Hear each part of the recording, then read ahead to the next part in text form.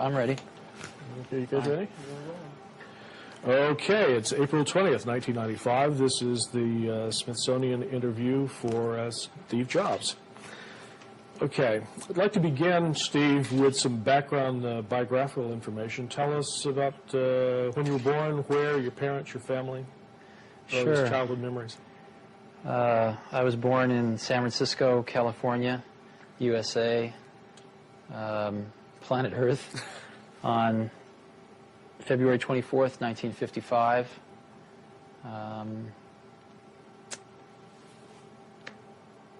I could go into a lot of details of my youth, but I don't know that anybody would really care about that too much. Only mine in 300 years, because all this print's going to disintegrate. Tell me a little bit about your parents, your family. What are the earliest things you remember? 55, Eisenhower was still president. Yeah, I don't remember him, but I do remember growing up in the, sort of the very late 50s, early 60s. It was a very interesting time in the United States of America. America was sort of at its pinnacle of post-World War II prosperity, I think, and everything had been fairly straight and narrow, from haircuts to culture in every way, and it was just starting to kind of broaden into the 60s where things were going to start expanding out in new directions. But it hadn't quite gone that way, and everything was still very successful, very young. America seemed very, very young and naive in many ways to me, from my memories of that time. Yeah, so you would have been about 5 or 6 years old when John Kennedy was right, I remember president. John Kennedy being assassinated. I remember the exact moment I heard that he had been shot. Where were you when I was walking across the grass of my schoolyard going home at about 3 in the afternoon, and somebody yelled out that the president had been shot and killed. And I must have been about 7 or 8 years old then, I guess. And I knew exactly what it meant. I also remember very much the Cuban Missile Crisis. I probably didn't sleep for 3 or 4 nights because I was afraid if I went to sleep I wouldn't wake up. And I absolutely, even at, I guess I was about 6, 7 years old. Yeah. Again, I understood exactly what was going on. I think everybody did. And it was really a terror that I will never forget in my life, and probably has never really left.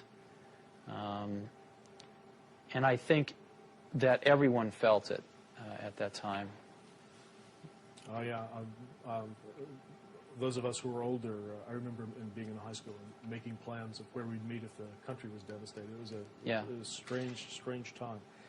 One of the things we're trying to get a handle on is sort of passion and power, and early things that you were passionate about, that you were really interested in, that you think. Well, I was very lucky. I had a father named Paul who was a pretty remarkable man. He'd never graduated from high school. He joined the Coast Guard in World War II and ferried troops around the world for General Patton, I guess. And I think he was always getting into trouble and getting busted down to what's private, I think, is the lowest, right? Yeah. But he was a machinist by trade, and worked very hard, and was kind of a genius with his hands. And he had a workbench out in the garage where, when I was about 5 or 6, he sectioned off a little piece of it and said, "Steve, this is your workbench now." And he gave me some of his smaller tools, showed me how to use a hammer and a saw and how to build things. And it really was very good for me. He spent a lot of time with me teaching me how to build things, take things apart, put things back together. And one of the things that he touched upon was electronics. He did not have a deep understanding of electronics himself, but he'd encountered electronics a lot in automobiles and other things that he would fix. So he showed me the rudiments of electronics, and I got very interested in that. And then I grew up in Silicon Valley. My parents moved from San Francisco to Mountain View when I was 5. My dad had gotten transferred. And that was right in the heart of Silicon Valley. So there were engineers kind of all around, and Silicon Valley at that time was still orchards for the most part. I mean, it was apricot orchards and prune orchards, and it was really paradise. I remember there not being... I remember almost every day the air being crystal clear, where you could see from one end of the valley to the other. And this was when you were 6, 7, 8 years old at this time. Right, exactly. And it was really the most wonderful place in the world to grow up. And there was a man that moved in down the street, maybe about 6 or 7 houses down the block, who was new in the neighborhood with his wife. And it turned out he was an engineer at Hewlett-Packard, and he was a ham radio operator and really into electronics. And what he did to get to know the kids on the block was a rather strange thing. He put out a carbon microphone and a battery and a speaker on his driveway where you could talk into the microphone and your voice would get amplified on the speaker. It's kind of a strange thing to do when you move into a neighborhood, but that's what he did. This is great. And I, of course, started messing around with this, and I'd always been taught that you needed an amplifier to amplify the voice of a microphone for it to come out of a speaker. Oh, yeah. My father had taught me that, so I went home and proudly announced to my father that he was all wrong and that this man up the block was amplifying voice with just a battery. My father told me I didn't know what I was talking about. We got into a very large argument about this, so I dragged him down and showed him this, and he himself was a little befuddled. And I got to know this man whose name was Larry Lang, and he taught me a lot of electronics, too. He was great. And he used to build, you know, Heath kits, which they don't really have anymore. But Heath kits were really great. These Heath kits were these products that you would buy in kit form. You'd actually pay more money for them than you would if you just went and bought the finished product, if it was available. But these Heath kits would come with detailed manuals and on how to put this thing together, and all the parts would be laid out in a certain way and color-coded, and you'd actually build this thing yourself. And I would say that gave one several things. It gave one an understanding of what was inside a finished product and how it worked, because it would all include a theory of operation. But maybe even more importantly, it gave one the sense that one could build the things that one saw around oneself in the universe. I mean, you see, these things were not mysteries anymore. When you looked at a television set, you would think, well, I haven't built one of those, but I could. There's one of those in the Heathkit catalog, and I built 2 other Heathkits, so I could build a television set. I could build, you know, things became much more clear that they were the results of human creation, not these magical things that just appeared in one's environment and one had no knowledge of their interiors.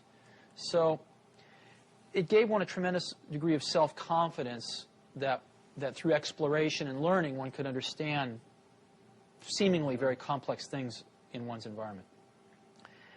And so, you know, my childhood was very fortunate in that way. Yeah, I had a rough time in school. It sounds like you were really lucky to have your dad as both a sort of a mentor and a hero. And I was going to ask you about school. What was the formal side of your education like? Good, bad, school was pretty hard for me at the beginning. My mother had taught me how to read before I got to school, and so when I got there, I really just wanted to do 2 things. I wanted to read books, because I loved reading books, and I wanted to go outside and chase butterflies and do all the things that, you know, 5-year-olds like to do. And I encountered authority of a different kind than I'd ever encountered before, and I did not like it. And they almost got me. They came this close to really beating any curiosity out of me. By the time I was in 3rd grade, I'd had a good buddy of mine, Rick Ferrantino, and the only way we had fun was to create mischief. And we used to do things like, I remember one time we traded everybody. There was a big bike rack where everybody put their bikes, maybe 100 bikes in this bike rack, and we traded everybody our lock combinations for theirs on an individual basis, and then went out one day and put everybody's lock in everybody else's bike, and it took until about 10 o'clock that night to get all the bikes unsorted and stuff like that. We'd set off explosives in teachers' desks and stuff, and it was pretty serious. We got kicked out of school a lot. In 4th grade, I encountered one of the other saints in my life, which was they discovered they were going to put me and this guy, Rick Ferrantino, into the same 4th grade class, and the principal said at the last minute, no, bad idea, separate them. So this teacher, Mrs. Hill, said, I'll take one of them, and she taught the advanced 4th grade class, and thank God I was the random one that got put in her class. And she watched me for about 2 weeks, and she then approached me. She said, Stephen, I'll tell you what, I'll make you a deal. I have this math workbook, and if you take it home and finish it on your own without any help, and you bring it back to me, if you get it 80% right, I will give you $5 and one of these really big suckers. She bought it. She held it out in front of me, one of these giant things. And I looked at her like, are you crazy, lady?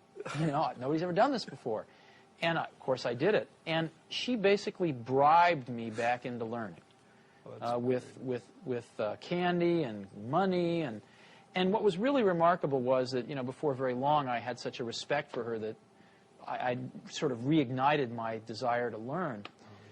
And she was remarkable. She got me kits for making cameras. You know, I ground my own lens and made a camera, and it was really quite wonderful. And I think I probably learned more academically that 1 year than I've ever learned in my life. And it created problems, though, because when I got out of 4th grade, they tested me and they decided to put me in high school. And my parents said no, thank God. They said he can skip 1 grade, but that's all. But not to high school. But not to high school. No way, no how. Oh, that's good. And I found skipping 1 grade, you know, to be very troublesome in many ways. That was plenty enough. And but it did create some problems. I'm going to get myself a little out of order here, but this seems like such a good place to talk about it. Is your experience in that 4th grade class, and do you think that had a major impact on your own interest in education? I mean, if there's anyone in the computer industry that's associated with computers and education, it's got to be you and Apple. I'm sure it did, but you know,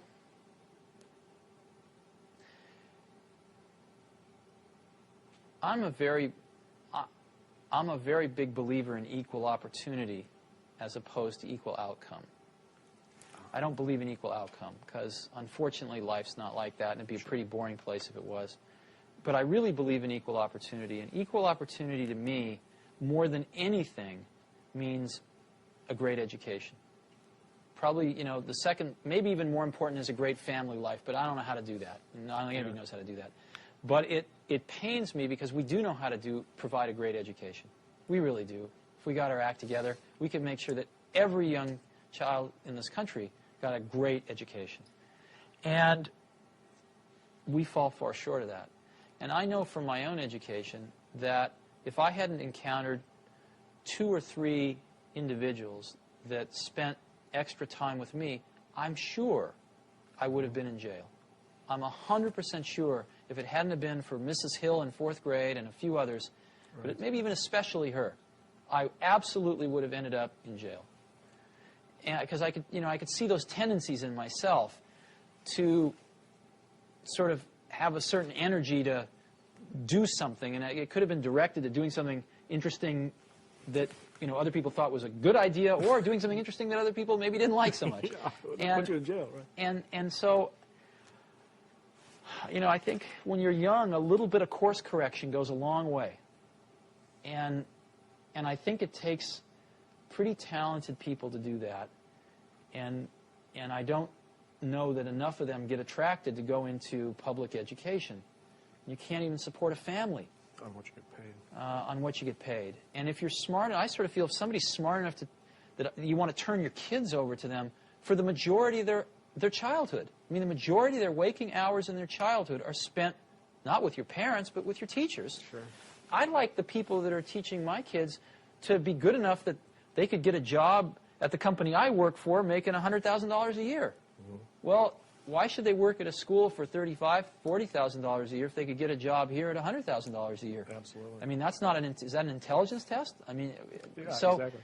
I think we should basically be hiring them and paying them $100,000 a year. But the problem there, of course, is the unions.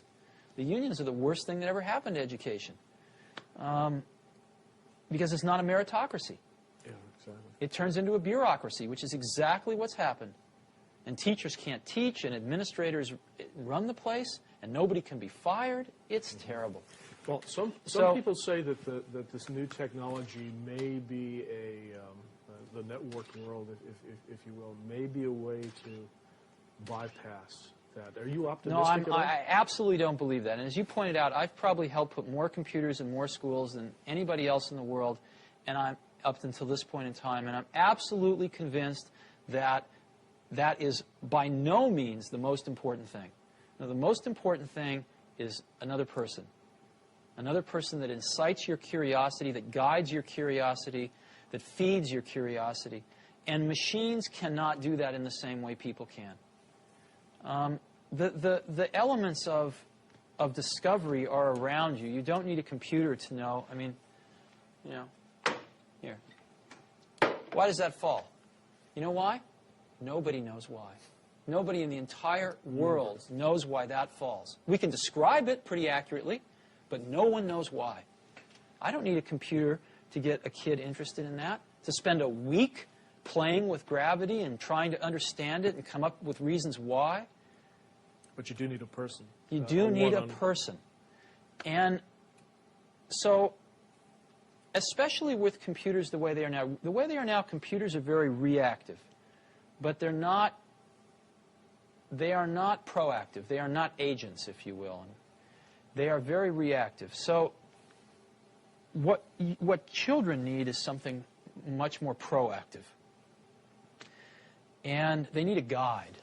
They don't need an assistant. And I think we have the material to solve this problem in the world. It's just being deployed in other places.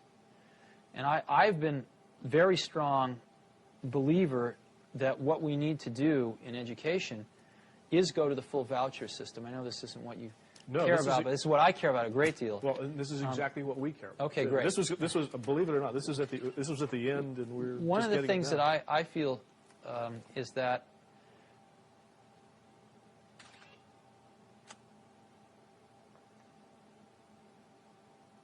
right now, you know, if you ask who are the customers of education, the customers of education are the society at large, employers that hire people, right, things like that.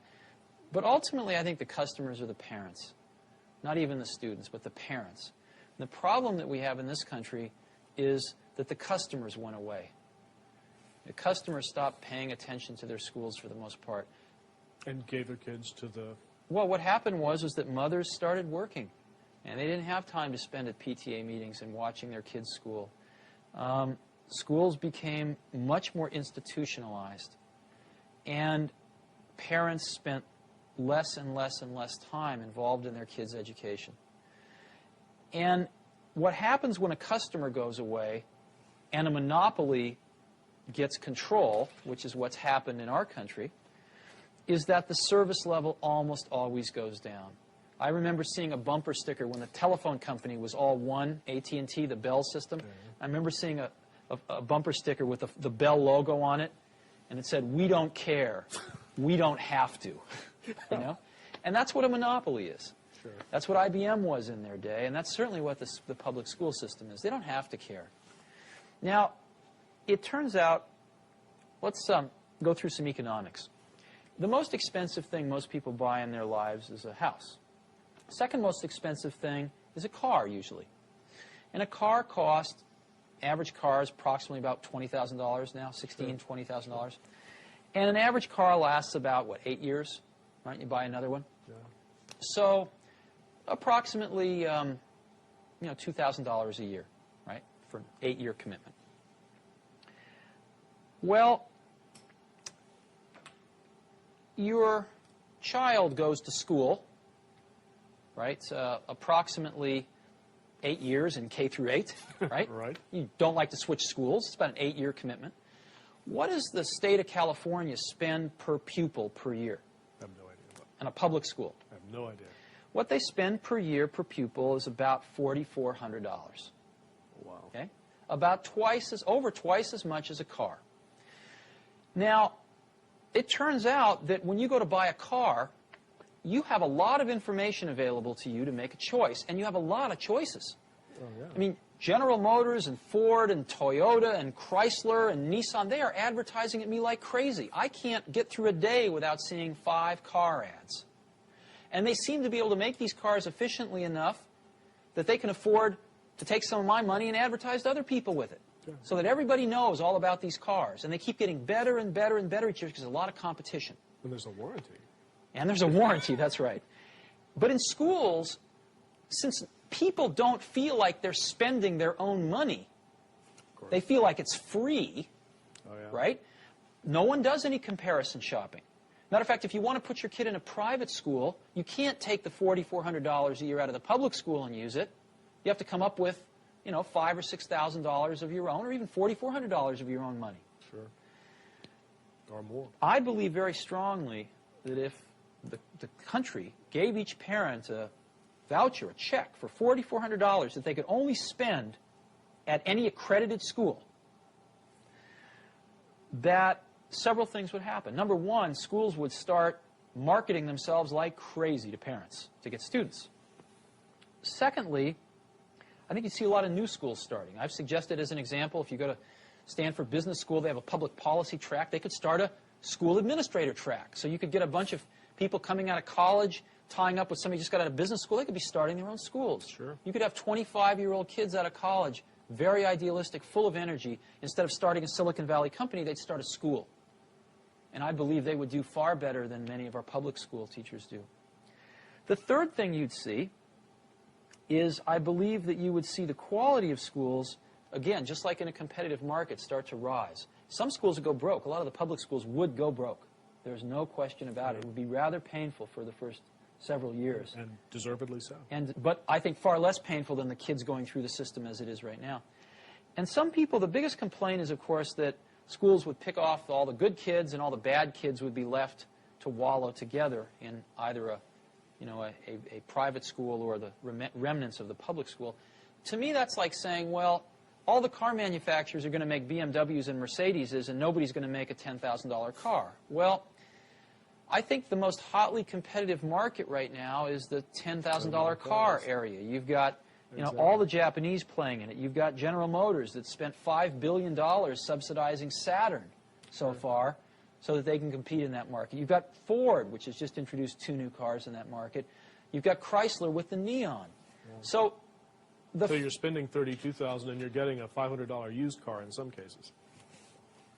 The market competition model seems to indicate that where there is a need, there is a lot of providers willing to tailor their products to fit that need, and a lot of competition which keeps forcing them to get better and better. So I think the problems we've got, I used to think when I was in my 20s that technology was the solution to most of the world's problems. And unfortunately, it ain't so. It's sort of, I'll give you an analogy. A lot of times we think, why is television programming so bad? Why are television shows so bad, so demeaning, so poor? And the first thought that occurs to you is, well, there's a conspiracy. The networks are feeding us this slop because it's cheap to produce, because of this, because of that. It's the networks that are controlling this, and they are feeding us this stuff to try to dumb down the American public. But the truth of the matter, of course, if you study it in any depth, is the networks absolutely want to give people what they want so that they watch the shows. If people wanted something different, they would get it. And the truth of the matter is, the shows that are on television are on television because that's what people want. The majority of the people in this country want to turn on the television and turn off their brain. And that's what they get. And that's far more depressing than a conspiracy. Conspiracies are much more fun than the truth of the matter, which is that a vast majority of the American public are pretty mindless most of the time. I think the school situation is equally, there's a parallel here when it comes to technology. It is so much more hopeful to think that technology can solve the problems that are really more human and more organizational and more political in nature. And it ain't so. we need to attack these things at the root, which is people, and how much freedom we give people, the competition that will attract the best people. Unfortunately, the side effect of pushing out a lot of 46-year-old teachers that lost their spirit, 15 years ago and shouldn't be teaching right now. So I think I feel very strongly about this. And I wish it was as simple as giving every kid a computer, but it won't work. Yeah, and I'm really glad we had a chance to talk about it up front. Sure. I'm going to change the tape sure. and go back. I'm sorry? I'm sure the NEA will grab.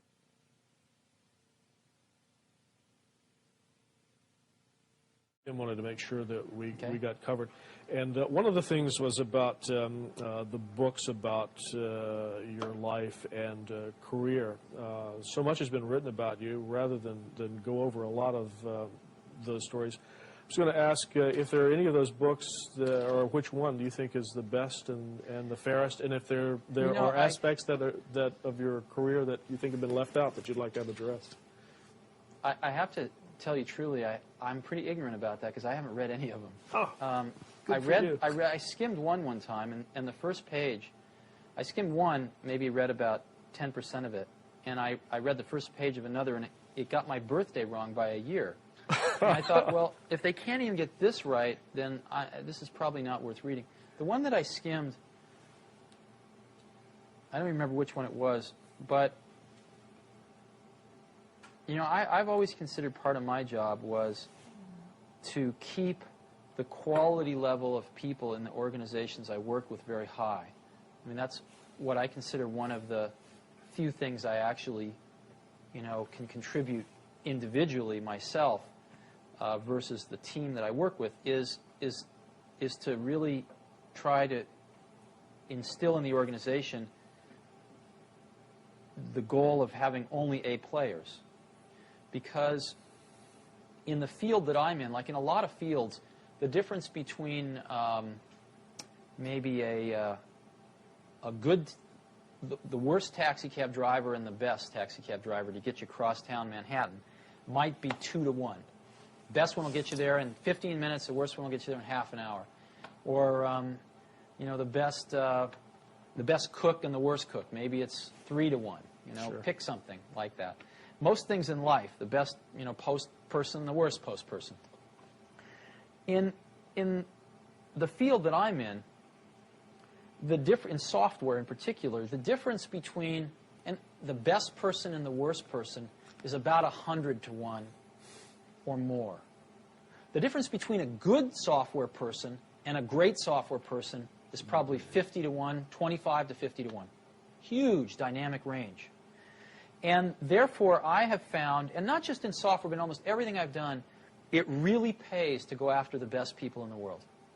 It's painful.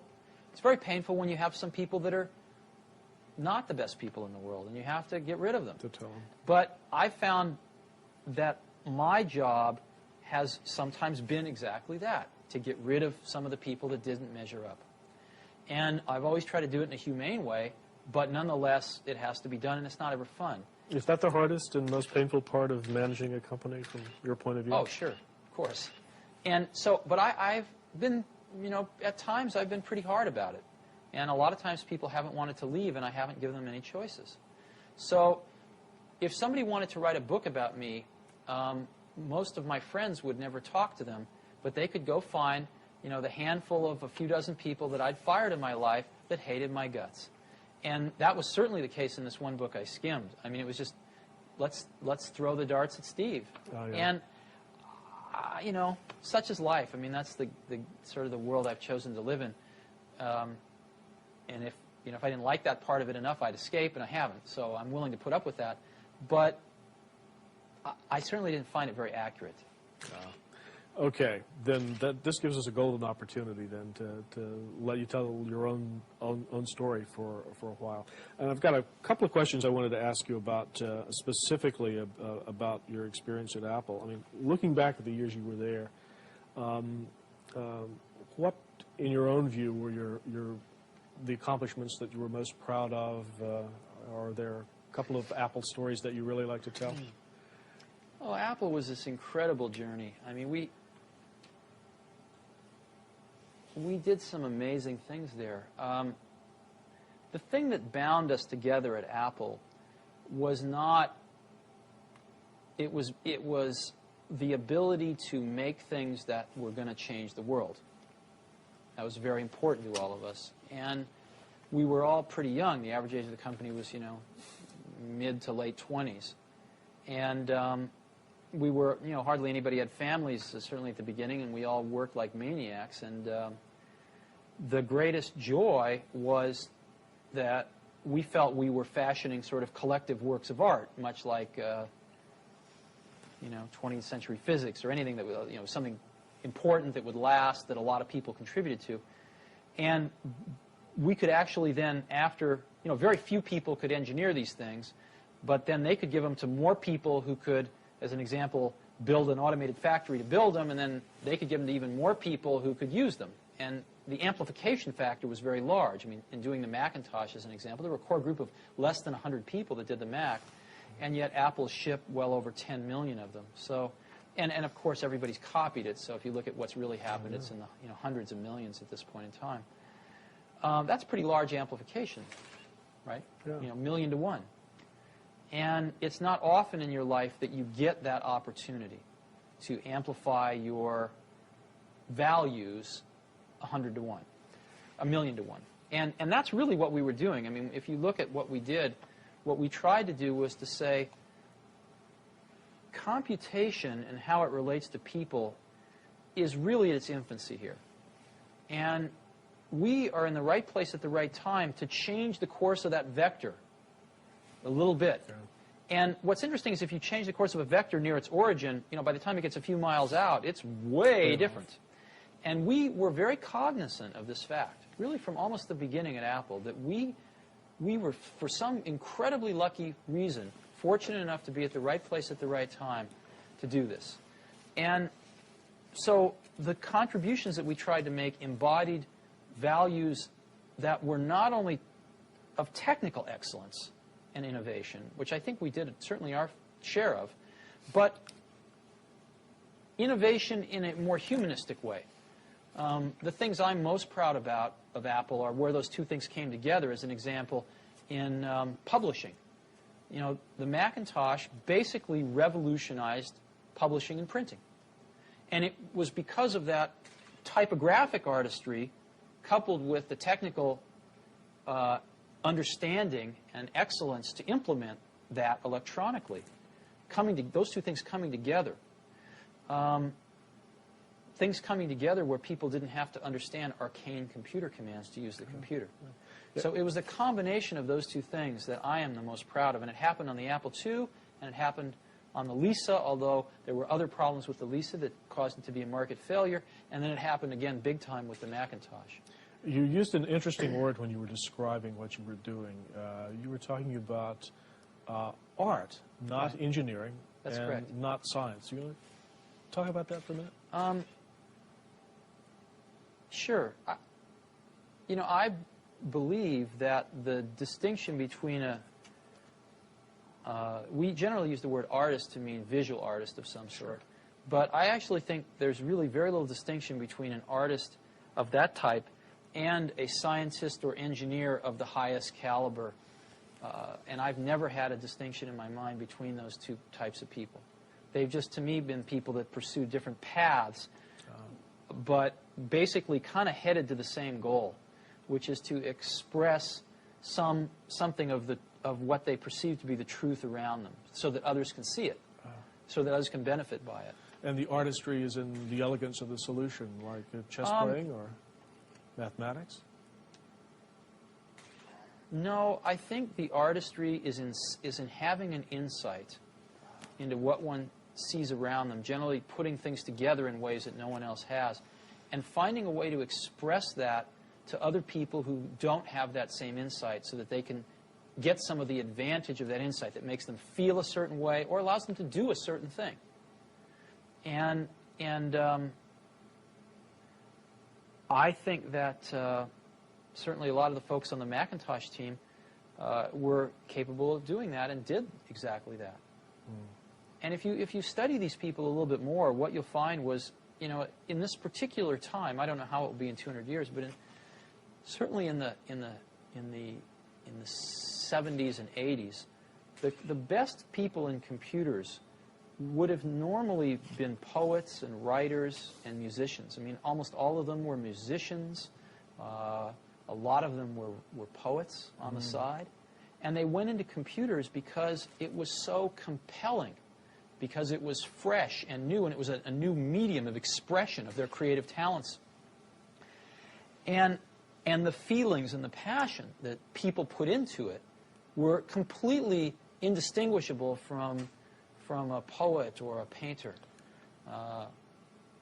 Completely indistinguishable. And I think there was a tremendous amount of, a lot of the people also were fairly shy people, or maybe fairly inward people, who put a lot of their expression about how they felt about other people or the rest of humanity in general into their work that other people would use. A lot of people put a lot of love into these products and a lot of expression of their appreciation into these things. It's hard to explain. No, it's passion in the truest sense of the word. So it's, and I don't think this is becoming less true, unfortunately. The computer industry is at a very critical juncture where those people are clearly leaving the field now. What are they doing? Well, where are they going? Hard to say.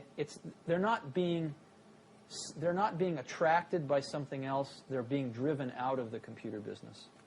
And they're being driven out of the computer business because the computer business is becoming a monopoly with Microsoft. And without getting into whether Microsoft gained this position legally or not, who cares? The end product of the position is that the ability to innovate in the industry is being sucked out dry. And I think the smartest people have already seen some of the writing on the wall and are starting to exit.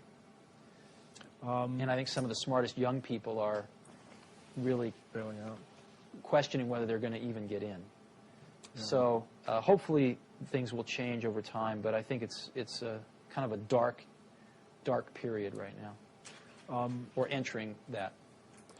Well, Apple had a reputation as a company that absolutely broke a mold and set its own course.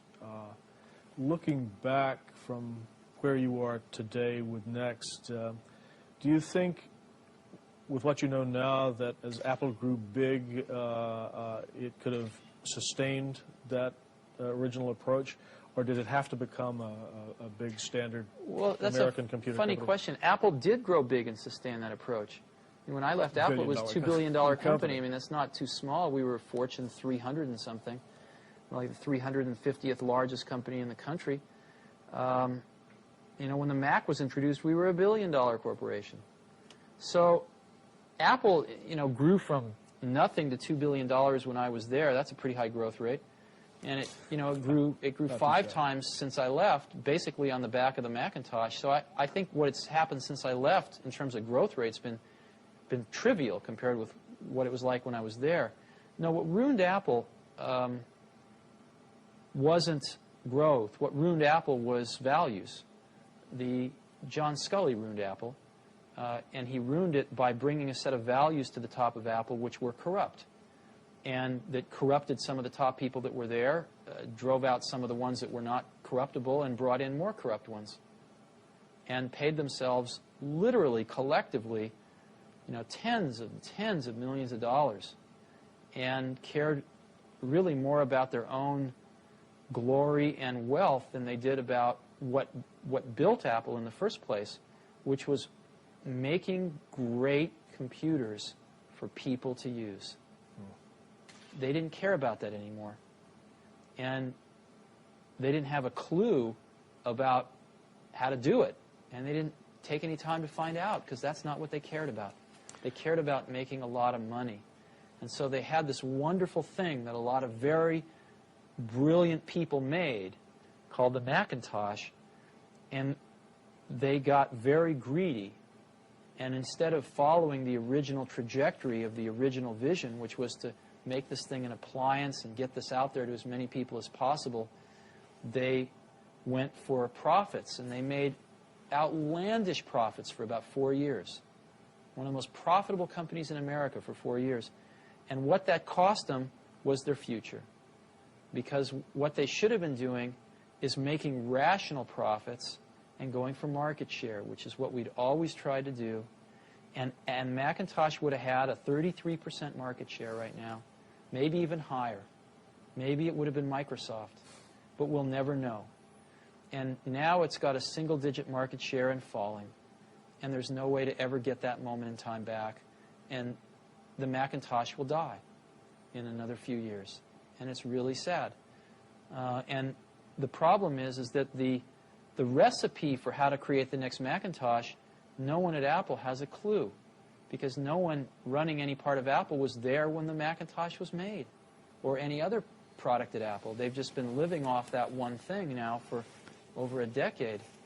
And the last attempt was the Newton, and you know what happened to that. So it's kind of tragic, but as unemotionally as I can be, that's what's happening. And unless somebody pulls a rabbit out of a hat, you know, these things, companies tend to have long glide slopes because of the installed bases. Sure. But Apple's just gliding down this glide slope, and they're losing market share every year. And things start to spiral once you get under a certain threshold. Developers no longer write applications for your computer, so you know, then it really starts to spiral down. Sure. Well, this obviously, I mean, there's obviously still a lot of emotional attachment to. Oh, sure. To Apple. I want Apple to live forever and keep shipping great products forever. And I mean, Apple could have been Apple was for a while like a Sony. It was the place that made the coolest stuff. Is there a user of Apple or oh, sure, or a story that you could tell that in your mind exemplifies what the company stood for and its values at its best? Sort of a, you know, what customers were using the Apple products when you were there? There were two kinds of customers. I mean, basically, Apple was sort of, there was the educational aspects of Apple, and then there was sort of the non-educational. On the non-educational side, you know, Apple was two things. One, it was the first lifestyle computers. I mean, Macintosh was the first lifestyle computer. But secondly, it's hard to remember how bad it was, you know, in early 80s, with IBM taking over the world with the PC, with DOS out there.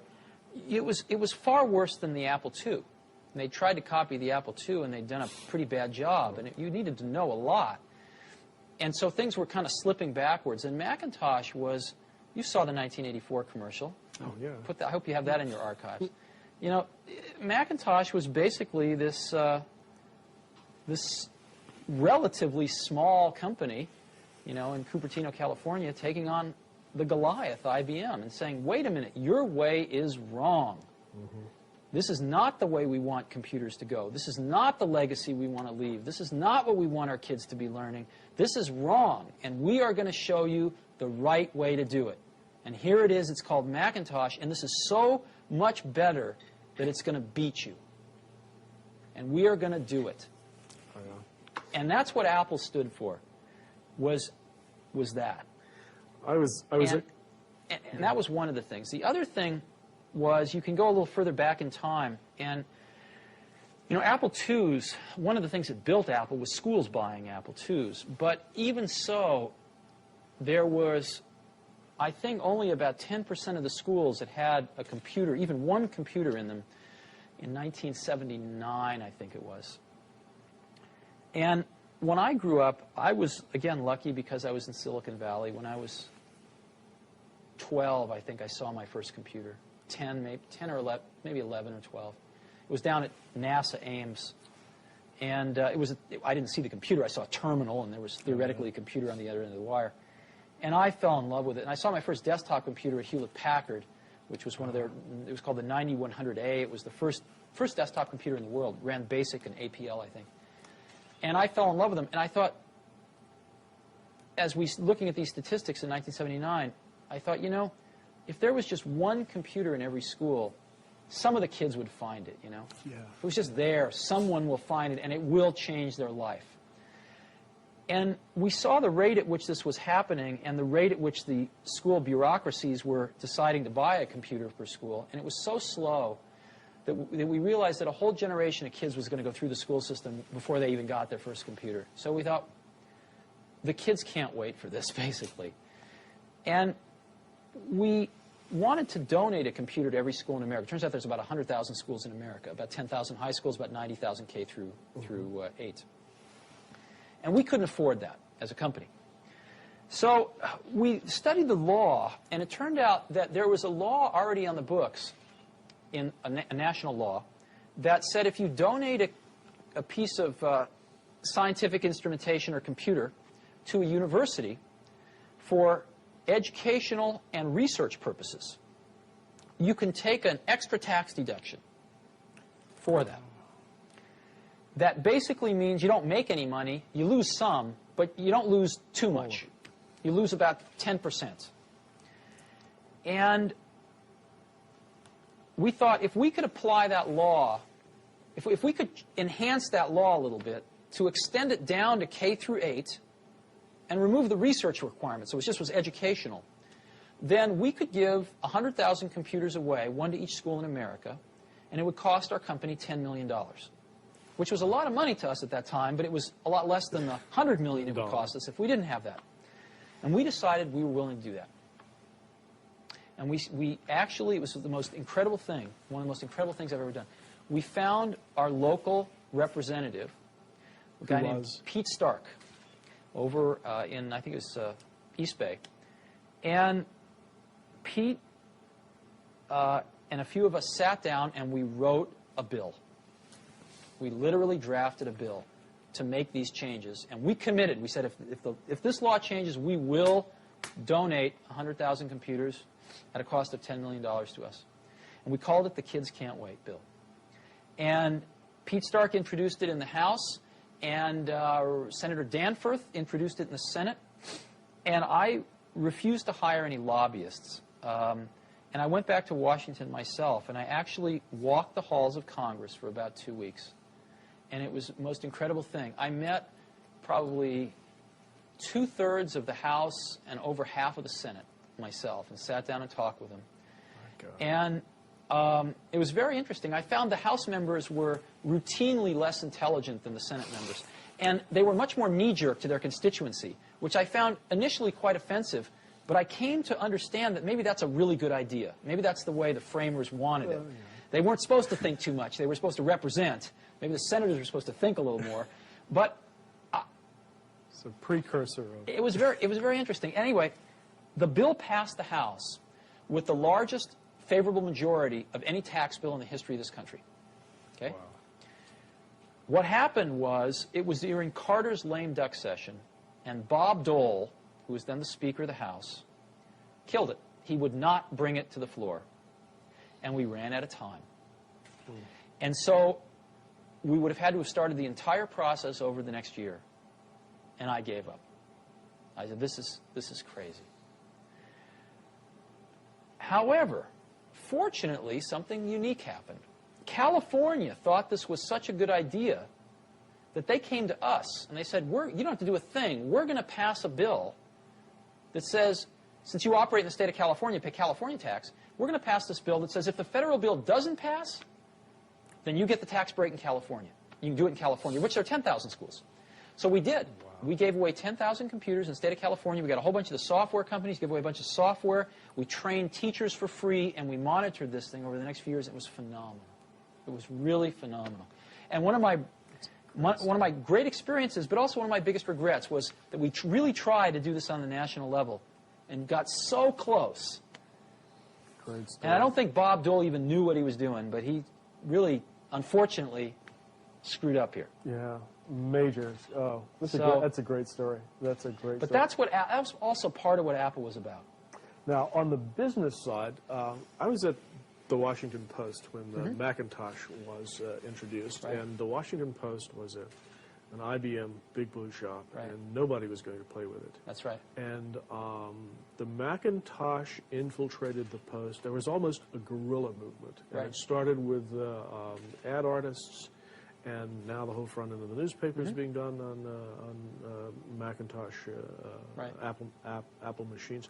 On the business side, was that fairly common? This oh, sure, guerrilla sure cult movement on see, we had no concept of how to sell to corporate America because none of us had ever come from there. I mean, it was like another planet to us. I mean, unfortunately, I've had to learn all that stuff now. And if I'd only known then what I know now, we could have done a lot better. But didn't know that stuff and didn't have any people that did. So our attempts to sell to corporate America were just bungled. And we ended up just selling to people that sort of were buying a product for its merit, not because of the company it came from. I mean, everybody was very hooked on Big Blue back then. Oh, yeah. And they bought IBM mindlessly, that famous phrase, you never get fired for buying IBM. But we, fortunately, were able to change a lot of that. And Apple, as you know, even I believe today, is a bigger supplier of personal computers than IBM. Great stories. Tell me about Next. What motivated you to establish Next, and what were the goals that you set out to accomplish when you set up this new company? Oh, that's complicated. We basically wanted to keep doing what we were doing at Apple, keep innovating, and we didn't see that was going to happen. And we made a mistake, which was to try to follow the same metaphor that we did at Apple, to make the whole widget. And the market was changing. The industry was changing. The scale was changing.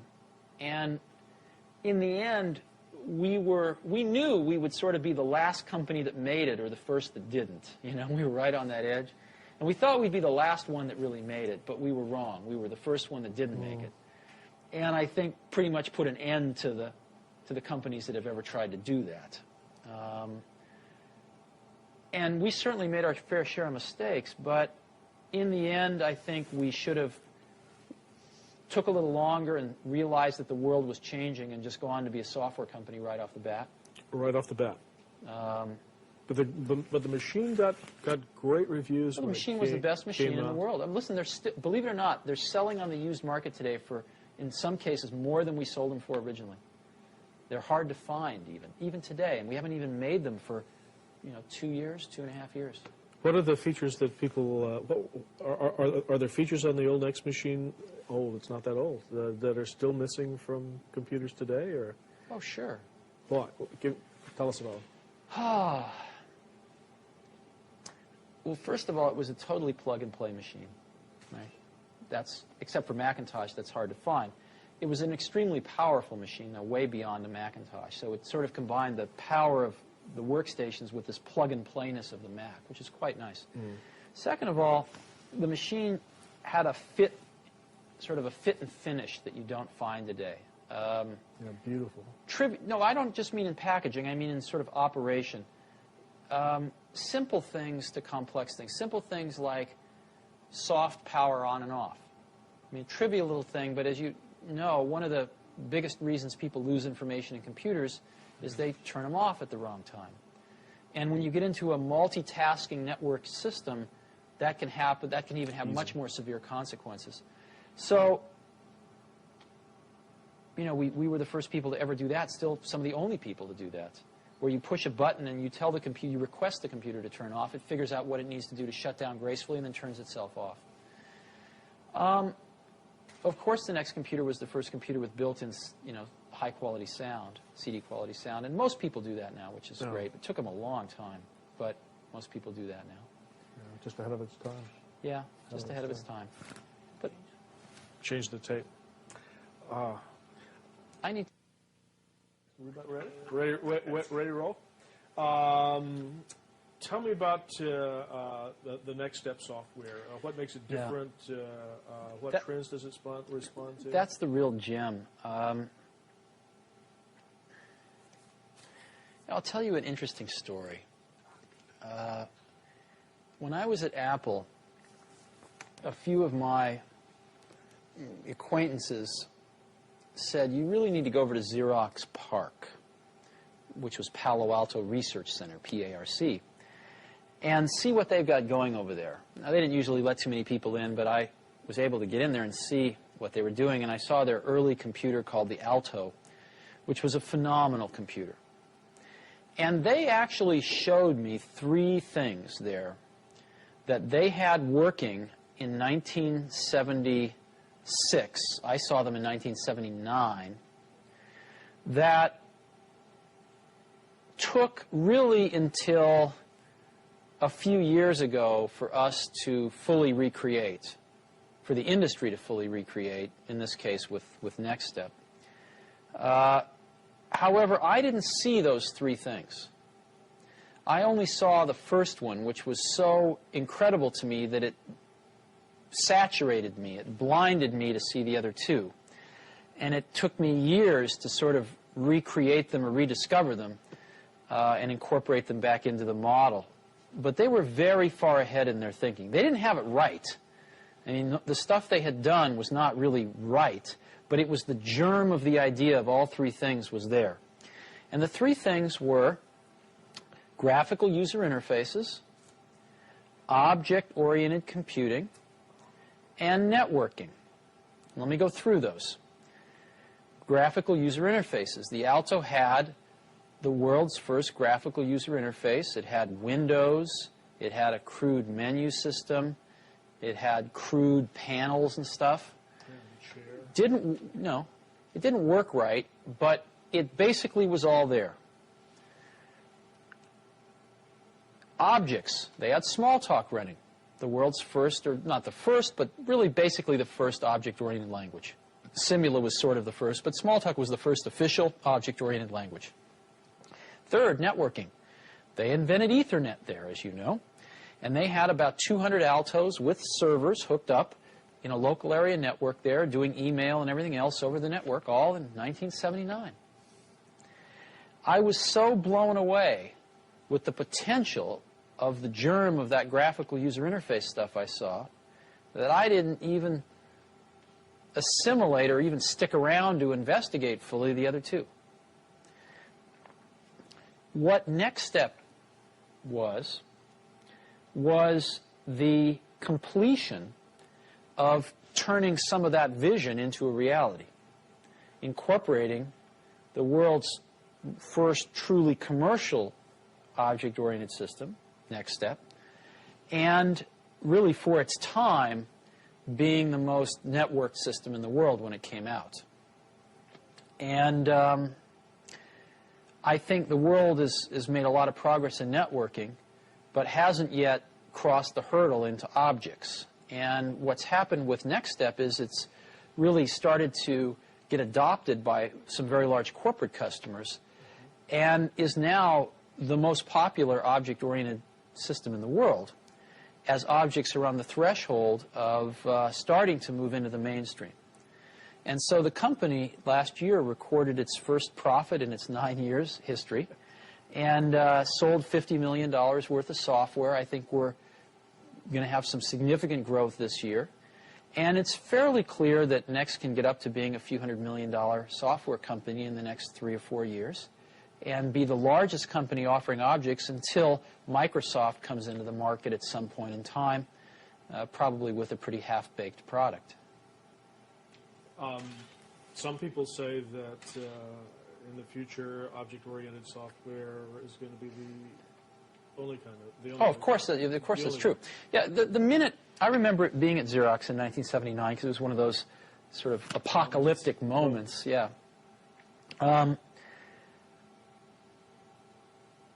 I remember within 10 minutes of seeing the graphical user interface stuff, just knowing that every computer will work this way someday. I mean, it's so obvious once you saw it. It didn't require tremendous intellect. If you just looked at it, of course, every computer is going to work this way.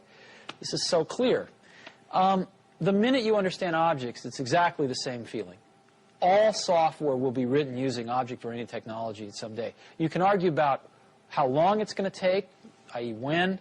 You can argue about who the winners and losers are going to be, but I don't think a rational person can argue about its inevitability. Give me your thoughts on the current status and the future of the Internet and commercial online services and how they're affecting computer development. The Internet and the World Wide Web, because they've become one thing now, are clearly the most exciting thing going on in computing today. And they're exciting for 3 or 4 reasons. Number one, ultimately computers are turning into communications devices. I mean, ultimately we're spending more and more of the cycles of the computer to not only make it easy to use, but to make it easy to communicate. And the web is the missing piece of the puzzle, which really is going to power that vision much further forward. So it's very exciting in that way. Secondly, it's very exciting because it is going to destroy vast layers of our economy. And it is going to make available a presence in the marketplace for very small companies that is equal to very large companies. Let me give you an example. A small 3-person company in Phoenix, Arizona can have a web server that looks identical, if not better, than IBM's or than the Gaps or than anybody else, any large company. And they can gain access to this electronic distribution channel for free. They don't have to build buildings. They don't have to go sign up 1,000 distributors and have people to call on them, et cetera, et cetera. In essence, direct distribution from the manufacturer to the customer via the Internet, via the web, the direct contact, direct transactions, and then distribution via UPS or Federal Express, that's going to be cheaper than going through all these middlemen or building hundreds of stores around the country. It is going to radically change the way goods and services are discovered, sold, and delivered, not only in this country, but eventually in the world. And as you know, electrons travel at the speed of light, and so it tends to bring the world much closer together in terms of providers and customers. That's very exciting. The leveling of big and small, the leveling of close, near, and distant. The third reason it's very exciting is because Microsoft doesn't own it, and I don't think they can. I think it's the one thing in the industry that Microsoft probably could never own. And I think one of the things that's essential is that the government continue to fund the Internet as a public trust, as a public facility, and remove any of these ridiculous notions of privatizing it that have been brought up. I don't think they're going to fly, thankfully. The Internet costs the U.S. government about $50 to $75 million a year. This is peanuts for what it's doing right now. And even if that cost someday escalated to, $500 million a year, which of course you could build the whole Internet each year for that from scratch if you had to. You could replace all the equipment, etc. That would be an extraordinarily small price to pay for keeping it from getting into the hands of any one company, and thereby starting to destroy or control the innovation that could take place around the Internet. It's the one last bright spot of hope in the computer industry for some serious innovation to happen at a rapid pace. And what's also great about it is, again, the U.S. is in the forefront here. Sure. That's what's great about the whole personal computer and software industry, but this is another example of where the U.S. is in the forefront. I think it should be kept open. It should be kept free. Yeah. How do you feel about? I mean, the World Wide Web is becoming a global phenomenon. Yes. Well, are you optimistic about it staying free? Yes, I am optimistic about it staying free. But before you say it's global too fast, it's estimated that over 1/3 of the total Internet traffic in the world originates or destines in California. So I actually think this is pretty typical, where California, again, is certainly in the leading edge of this not only technical but cultural shift. So I do expect the web to be a worldwide phenomenon, distributed fairly broadly. Right now, I think it's a U.S. phenomenon that's moving to be global, and again, very concentrated in certain pockets, California being one. Oh yeah, well, 85% of the world doesn't have access to a telephone yet, so, right. But potential there, and you're pretty optimistic. Tell me about Pixar. Pixar is very interesting. I got hooked up with some folks. Again, a friend of mine told me I should go visit these crazy guys up in San Rafael, California, who were working at Lucasfilm. Now, George Lucas, whom you know, produced the Star Wars film trilogy, was a smart guy. And at one point, when he had a lot of money coming in from these films, realized that he ought to start a technology group. He had a few problems he wanted to solve. Let me give you an example of one. When you make a copy of an analog audio recording, like a tape cassette to another tape cassette, you pick up noise artifacts. In this case, hiss on the tape. If you make a second-generation copy, it gets worse exponentially. The same is true of optical analog copies. If you take a piece of film, make an optical copy, you pick up noise artifacts, in this case optical noise, which comes across as blurriness in some cases, comes across as other noise artifacts in other cases. Now, George, to make Star Wars, actually had to composite together up to 13 pieces of film for each frame. The matte paintings for the backgrounds might be a few pieces of film. The models might be a few pieces of film. The live action might be a few pieces of film. Some special effects might be a few pieces of film. And every time he'd make a copy to composite two together, then add a third, then add a fourth, he was adding noise artifacts in each generation. And if you go buy a Laserdisc of any of the Star Wars movies and you stop it on some of the frames, they are really grungy, incredibly noisy, very bad quality. George, being the perfectionist he was, who figured out how to do this at all, said, I'd like to do it perfectly. I'd like to do it digitally, and nobody had ever done that before. So he hired some very smart people, and they figured out how to do it for him, digitally with no noise artifacts. Software, and they actually built some specialized hardware at the time. George, at some point, decided that this was costing him several $1 million a year and decided he didn't want to fund it anymore. So I bought this group from George Lucas, and I incorporated it as Pixar, and we set about basically revolutionizing high-end computer graphics. If you look at the 10 most important revolutions in high-end computer graphics in the last 10 years, 8 of them have come out of Pixar. All of the software that was used to make Terminator, as an example, to actually construct the images you saw on the screen, or Jurassic Park with all the dinosaurs, was Pixar software. Industrial Light and Magic uses it as the basis for all of their stuff. But Pixar had another vision than to do special effects. Pixar's vision was to tell stories, to make real films. And so our vision was to make the world's first animated feature film that was completely computer synthetic. Sets, characters, everything. And after 10 years, we have done exactly that. We have developed the tools, which are all proprietary, to do this, to manage the production of this thing, as well as the drawing of this thing and the computer synthetic drawing. And we are finishing up making the world's first computer animated feature film. Pixar has written it, directed it, producing it, and the Walt Disney Corporation is distributing it. And it's coming out this year as Walt Disney's Christmas picture. It's coming out November 11th, I believe, and it's called Toy Story. And you will hear a lot about it because I think it's going to be the most successful film of this year.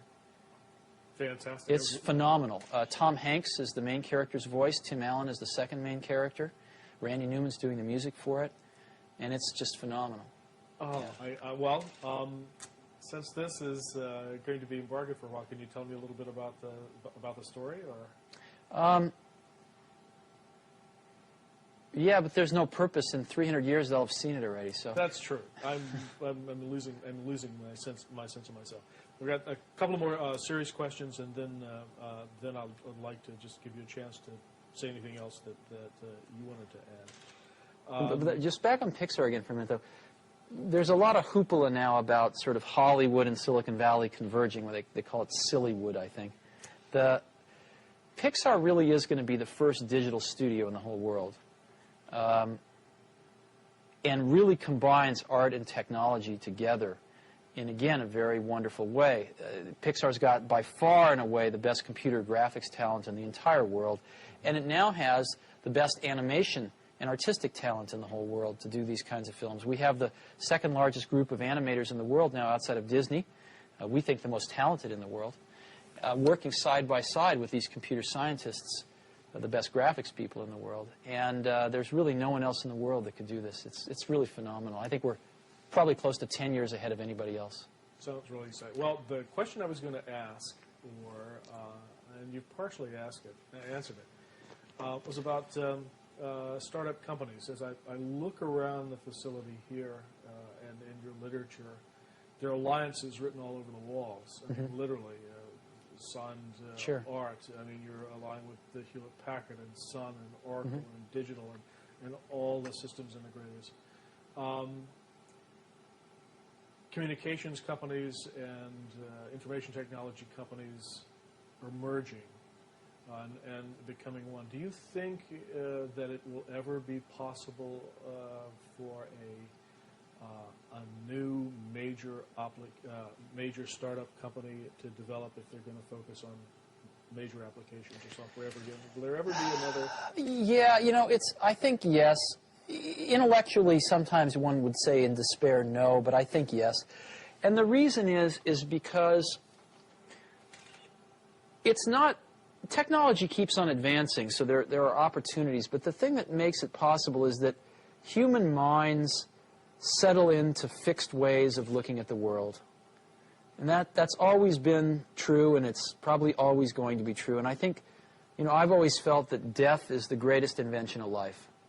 I'm sure that life evolved without death at first, and found that without death, life didn't work very well, because it didn't make room for the young who didn't know how the world was 50 years ago, who didn't know how the world was 20 years ago, but who saw it as it is today without any preconceptions, and saw and dreamed how it could be based on that, who were not satisfied based on the accomplishments of the last 30 years, but who were dissatisfied because the current state didn't live up to their ideals. Without death, there would be very little progress. And so one of the things that happens in organizations as well as in people is they settle into ways of looking at the world and become satisfied with those. And the world changes and keeps evolving, and new potential arises, but these people that are settled in don't see it. And that's what gives startup companies their greatest advantage, is the sedentary point of view of large companies. And in addition to that, large companies usually do not have very efficient communication paths from the people closest to some of these changes at the bottom of the company to the top of the company, which are the people making the big decisions. And so by the time, there may be people at the lower levels of these companies that see these changes coming, but by the time the word ripples up to the highest levels where they can do something about it, sometimes 10 years passes. And even in the case where part of the company does the right thing, at the lower levels, usually the upper levels screw it up somehow. I mean, IBM in the personal computer business was a good example of that. So I think as long as humans don't solve this human nature trait of sort of settling in to a worldview after a while, there will always be opportunity for young companies as well as young people to innovate, as it should be. And that was going to be my closing question before I gave you a chance to just sort of free associate on your own. And that is to talk to young people who sort of look to you as a role model.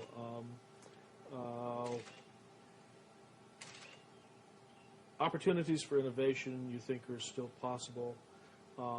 What are the factors for success for young people today? What pitfalls should they avoid? If you're playing the role of elder statesman, for entrepreneurs? Yeah, for young entrepreneurial. Oh, I get asked this a lot, and I have a pretty standard answer, which is a lot of people come to me and they say, well, I want to be an entrepreneur. And I go, oh, that's great. What's your idea? And they go, well, I don't have one yet. And I say, well, I think you should go get a job as a busboy or something until you find something you're really passionate about, because it's a lot of work. And I'm convinced that about half of what separates the successful entrepreneurs from the non-successful ones is pure perseverance. It is so hard. You pour so much of your life into this thing, and there are such rough moments in time that most people give up. I don't blame them. I mean, it's really tough. And it consumes your life. I mean, if you've got a family and you're in the early days of a company, I can't imagine how one could do it. I'm sure it's been done, but it's rough. I mean, because it's pretty much an 18-hour-a-day job, 7 days a week for a while. So unless you have a lot of passion about this, you're going to not survive. You're going to give it up. So you got to have an idea or a problem or a wrong that you want to right that you're passionate about. Otherwise, you're not going to have the perseverance to stick it through. And I think that's half the battle right there. Well, I lied, because your talking made me think of the other side of that. We talked about the passion side. What would you say? There's passion and there's power. What would you say about the responsibilities of power once you've achieved a certain level of success? Power? Yeah. What is that? You need passion to build a company like Apple or IBM or any other major company. But once you've taken the passion to that level and have built a company and are in a position like Bill Gates at Microsoft or anybody else, yourself, what are the responsibilities of those who have succeeded and have economic power, social power? I mean, you've changed the world. What are your responsibilities within that framework or paradigm? Oh, I mean, that question can be taken on many levels. Obviously, if you're running a company, you have responsibilities. But as an individual, I don't think you have responsibilities. I think the work speaks for itself. And I don't think that people have special responsibilities just because they've done something that other people, like or don't like or what have you. I think the work speaks for itself. I think people can choose to do things if they want to. But, I mean, we're all going to be dead soon. That's my point of view. Somebody once told me, they said, live each day as if it will be your last, and one day you'll certainly be right. And I do that. And I really, you never know when you're going to go. But you are going to go pretty soon. And if you're going to leave anything behind, it's going to be, your kids, a few friends, and your work, right? So that's what I tend to worry about. I don't tend to think about responsibility. Matter of fact, I tend to like to, on occasion, pretend I don't have any responsibilities. And I try to remember the last day when I didn't have anything to do and I had nothing to do the following day that I had to do. I had no responsibilities, and it was, decades ago. So I have to pretend when I want to feel that way. So I don't think in those terms. I think you have a responsibility to do really good stuff and get it out there for people to use and let them build on the shoulders of it and keep making better stuff. So the responsibilities to yourself and to your own standards and... Well, in our business, one person can't do anything anymore, but you create a team of people around you, and you have a responsibility of integrity of the work to that team. Everybody does, and you try to turn out the best work you can. Any final comments or thoughts, either for the record or off the record?